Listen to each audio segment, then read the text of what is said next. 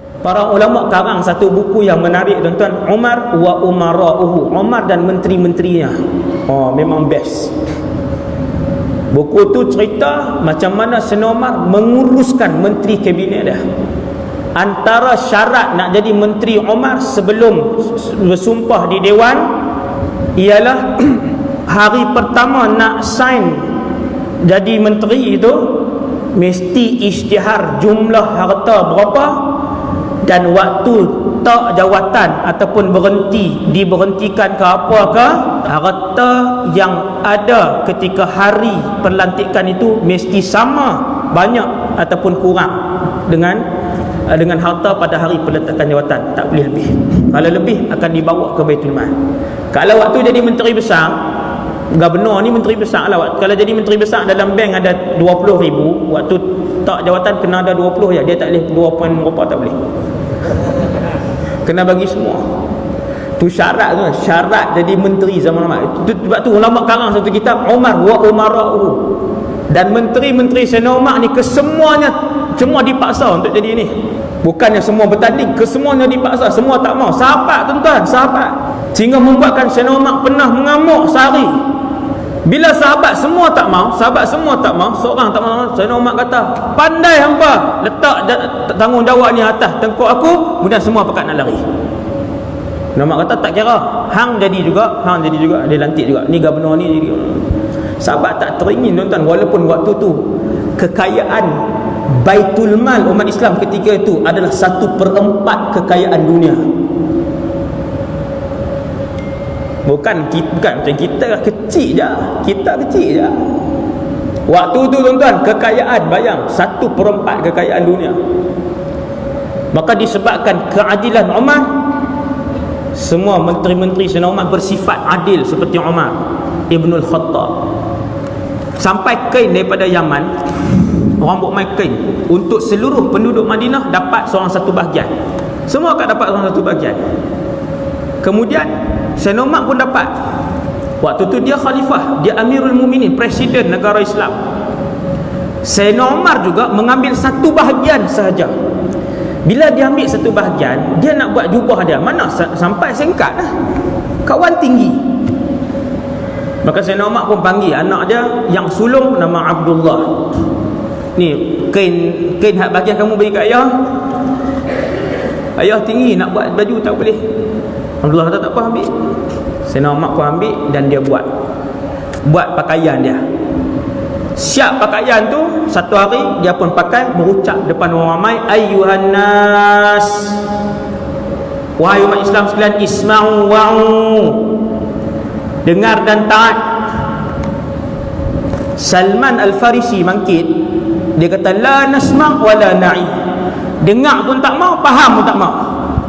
Tuan-tuan, kalau baca sirah ni perangai sahabat, mana-mana sahabat lain buat salah, la tu juga akan ditegur. Sekarang tu juga, waktu Muawiyah jadi raja di Syria, mewahnya ketika tu, emas ni setinggi bukit. Sayyidina Muawiyah bin Abu Sufyan ni sahabat, dia naik berkhutbah depan ni semua umat Islam ramai.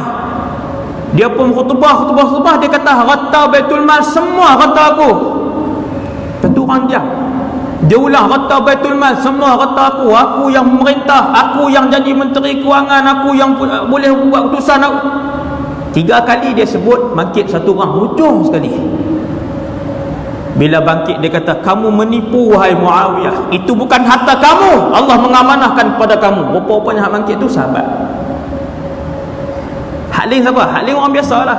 Nabi wafat dah waktu tu. Nabi, Abu Bakar, Umar, Osman, Ali wafat dah. Muawiyah jadi raja di Syria. Bangun hujung sekali, tua dah. Satu orang sahabat bangun dan mengherdik dia. Muawiyah pun jawab. Dia kata, sebenarnya aku ingin melihat apakah ada lagi sahabat Nabi SAW dalam kumpulan ni. Mereka pun tahu, kata sahabat, kalau dia sebut benda ni, mesti sahabat bangun. Tak ada cannya. Beza sahabat dengan kumpulan yang selepas dia pun. No. Baru sebut tuan-tuan, bukan ambil lagi. Sayyidina Muawiyah tak ambil pun, baru sebutnya. Maka tuan-tuan, bila Sayyidina Umar mangkit dengan pakaian jubah yang baru, tapi sahabat nampak pakai 2. Sahabat nampak 2 kain tu, sahabat nampak. Bangun Sayyidina Salman, dia kata dengar pun tak mau, faham pun tak mau. Kenapa wahai Salman? Siapa? Dengar pun tak mau, taat pun tak mau. Salman kata, kami semua dapat seorang satu. Amirul Mukminin dapat 2 bahagian baju. Tuan-tuan, sahabat sebut tu bukan dia teringin baju tu. Tuan-tuan kena faham. Sahabat sebut itu atas dasar ta'muruna bil ma'ruf wa tanhauna 'anil munkar. Satu je. Kalau mereka teringin, mereka berebut dah jawatan gubernur tu. Tapi sahabat sebut itu untuk membetulkan kezaliman yang dilakukan oleh mana-mana pemerintah. Bila bangun Salman, Salman kata, kami tak puas hati, hang dapat 2, Amirul Mukminin dapat 2, kami dapat 1. Umar kata, qum ya Abdullah, ajib Salman. Bangun wahai Abdullah, jawab Salman. Bagi jawapan kepada Salman. Maka Abdullah anak sulung Umar pun bangkit. Dia kata, ayah aku ni orang dia besar, orang dia tinggi, dia dapat 1 bahagian, aku dapat 1 bahagian, macam yang semua orang tahu. Bila dia nak buat baju dia tak cukup, aku yang bagi bahagian aku dekat dia. Oh, barulah dewan tenang waktu tu, semua duduk balik. Kata Salman, al-an nasma' wa na'i. Lah ni kami dengar dan kami akan patuh dan kami akan faham, kata Salman. Bila raja yang memerintah, presiden yang memerintah, pemimpin yang mengendalikan urusan rakyat itu adil, keadilan itu pasti meresap masuk ke bawah, mesti. Kerana itu adalah sunnatullah. An-nasu ala dini mulukihim. Masyarakat, rakyat akan ikut cara hidup pemerintah mereka. Kalau raja jenis zalim, dia akan jadi rakyat semua zalim, masuk rumah orang, pecah rumah orang, ragut orang, bunuh rogol orang dan sebagainya. Kalau dalam rakyat jadi kronik zina dan sebagainya, maka dia juga merujuk kepada pemerintah yang boleh jadi juga sekian. Wallahu a'lam. Disebabkan Umar ni seorang yang adil, keadilan, cerita keadilan rakyat umat Islam yang diperintah oleh Sayyidina Umar ni banyak. Anak Sayyidina Umar, anak sulung, dia bantu ayah dia pergi tengok rakyat.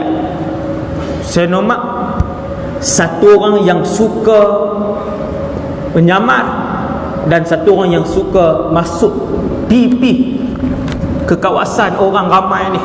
Dia pergi tengok, dia pergi menyamar, dan kadang-kadang dia menutup mukanya, dan dia sendiri yang mengheret. Arab panggil arabaya. Arabaya ni macam satu besi yang ada belakang tu ada macam pelantak, atau ada roda tu. Tak kat binatang heret lah. Senomak dia yang pegang benda tu, dia yang bawa, dia tutup muka dia semua. Dan dia tak bubuh name tag Umar. Dia bawa benda tu malam. Dah malam tutup pula muka. Sayyidina Uthman daripada rumahnya tengok waktu malam, siapa yang duk heret lagi ni, gundi-gundi ni. Dia pun tengok, dia tanya pembantu dia, tu siapa dia tu yang tutup muka habis? Pembantu dia jawab, Amirul Mukminin Umar. Teriak Sayyidina Uthman, dia kata, laqad at'abal khulafa min ba'dihi. Dia ni telah meletihkan khalifah-khalifah selepas dia. Khalifah lepas ni lagi teruk lah, memang kena buat macam tu. Sayyidina Uthman dia pun tak tahu kata dia khalifah, tapi dia tengok tu, dia kata khalifah lepas ni mesti letih. Maka anak Sayyidina Umar juga ditugaskan, Abdullah ni pergi tengok sampai ke kampung, bukan di bandar saja. Bila Abdullah bin Umar dia pergi tengok, dia pergi padang pasir. Cerita ni masyhur lah, semua orang pernah dengar. Yang tu anak dia Abdullah. Kalau tengok riwayat tu balik, bukan Sayyidina Umar, yang tu anak dia Ibnu Umar. Abdullah ni dia sampai satu tempat, ada satu orang remaja lelaki mengembala kambing. Mengembala kambing bukan macam kita kan, 30 ekor, 60 ekor, 100 kan. Arab ni bila dia mengembala kambing, bila dia pergi padang pasir ni, saya pernah tengok sekali kan. Saya duduk Syria 7 tahun, saya pergi Jordan, saya tengok kehidupan badui dan sebagainya. Sekali tu saya tengok satu badui ni, 3 orang, mereka bawa kambing penuh lembah bukit ni. Saya tengok daripada jauh, penuh kambing ni, lembah bukit. Saya kata berapa puluh ribu ekor ni, berapa puluh ribu ekor tu yang dia bawa tu, memenuhi lembah bukit. Waktu tu saya teringat hadis Nabi SAW. Waktu Nabi melihat orang bagi hadiah ke Rasulullah kambing yang memenuhi di antara dua bukit, ghanaman baina jabalain. Hadis tu sahih, ada dalam Riyadhus Salihin. Kambing penuh antara dua bukit. Ada orang lain mai kata, ya Rasulullah, banyaknya, ya Rasulullah, hebat ni, ya Rasulullah, hebat, harta ni mewah, ya Rasulullah. Nabi kata, apa mau ke? Ambil semua. Mau ke? Seronok ke tengok ni? Ambil semua ni untuk apa? Jadi Ibnu Umar, anak sulung Sayyidina Umar ni, dia pun pergi pantau tengok apa semua. Ayah dia suruh uji. Sampai satu orang remaja lelaki tuan-tuan, nak uji, wahai remaja, bi'ni syat, jual sekok boleh tak? Tuan-tuan, kalau ada 2,000 ekor tentu 50 ekor orang tak camah. Abdullah bin Umar kata, wahai pemuda, boleh tak jual sekok? Pemuda tu kata, ana mamlukun mu'taman. Dia kata, pakcik, saya hamba abdi, tuan saya amanahkan jaga aja, bukan hak saya. Qul lil malik, kata Abdullah bin Umar, bagi tahu kat tuan kamu, akalahu dhi'bu, serigala makan sekok. Kan nak cam, ambil lah duit tu. Sekok berapa? Kan ekor 500, han jual 6 ekor boleh keluar iPhone dah. Remaja lelaki kan, sebut atau meleleh ni, sebut motor lah, motor lagi sakan lah. Bila Umar kata jual sekok, bagi tahu kat tuan hang, serigala makan sekok. Remaja tu jawab, madza aqulu lillah, aku boleh jawab kat tuan aku serigala makan, depan Allah aku nak jawab apa? Remaja tuan-tuan, ruwai'il ghanam, dia sebutlah hadis tu, pengembala kecil kambing zaman Umar, dia boleh sebut, aku jawab dengan tuan aku serigala makan kambing ni, famadza aqulu lillah, depan Allah aku nak jawab apa? Kemudian yang kedua, budak perempuan dengan mak dia tu, ataupun dengan tok Wat, dengan tok dia, budak perempuan dengan tok dia jual susu. Malam tu sebelum nak packing, nak siap esok nak jual, tok dia kata, tambahlah ayam, umzujil labana bil ma. Tok dia kata kat cucu dia saat ni, tambah ayam. Cucu dia kata, naha amirul mu'minin an masjid labani bilma, Senomak larang untuk kita menipu, berjual beli, duk tambah ayam dengan susu dalam susu. Tok tadi kata, fa'aina Umar hatta yarana, Umar kan ada sampai nak tengok kita.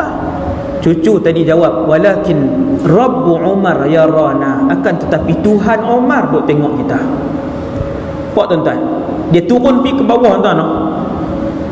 Prinsip keadilan tadi ni, seorang pemerintah dia akan turun pergi ke rakyat, dia mesti mengalir keberkatan itu. Itu sunnatullah, itu sunnatullah. Maka kita pergi satu negara, nak tengok kerajaan dia macam mana, tengok rakyat dia. Rakyat dia jujur, kerajaan dia jujur. Rakyat dia kuat mencuri, kerajaan dia juga kuat mencuri.